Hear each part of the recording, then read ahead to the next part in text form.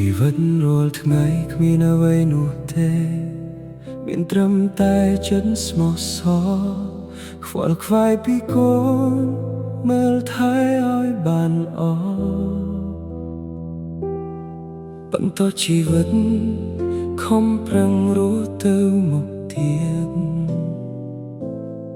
ពាក្យមើលងាយធ្វើឲ្យខ្ញុំរឹងមាំខ្ញុំនឹងខំធ្វើខ្លួនឲ្យមានតម្លៃមកដូចបងអូនស្រឡាញ់ទេតែមានស្នេហ៍ស្រឡាញ់បងត្រង់ណាហ៊ានទទួលបងមិនគិតលើខ្សែវាសនាជីវ៉ាអូនស្មោះបងរហូតទេបងអរគុណអូនដែលចូលក្នុងជីវិតបងបំពេញបំណ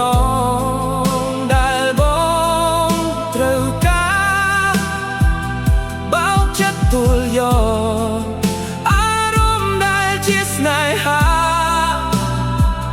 បន្ខ្សែវាសនារួមរស់ជាមួយអូនបងអរគុណស្នួនដែលព្រមទទួលយកបងមិនគិតពីអ្វីដែលបងគ្មានអរគុណអូនណាដែលព្រមស្រឡាញ់បងទោះបងមិនស័ក្តិសមនឹងអូនក៏ដោយនៅតែធ្វើល្អជាមួយបងមិនចង់បានការរកស្នងឬនេះស្នេហាសម្រាប់មនុស្សស្មោះដូចបងគាត់សប្បាយចិត្តណាស់ពេលបងជួបមនុស្សស្រីល្អដូចអូនយកចិត្តទុកដាក់ស្រឡាញ់បងនឹងកូនមិនគិតលើទ្រព្យសម្បត្តិអ្វីដែលបងគ្មានតែសុំត្រឹមស្រឡាញ់មិនក្បត់សាបាលោកដូចបង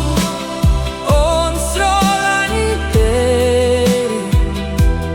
តើមានស្នេហ៍ស្រឡាញ់បងត្រង់ណាហ៊ានទទួលបងមិនគិតលើខ្សែវាសនាជីវ៉ាអូនស្មោះបងរហូតទេ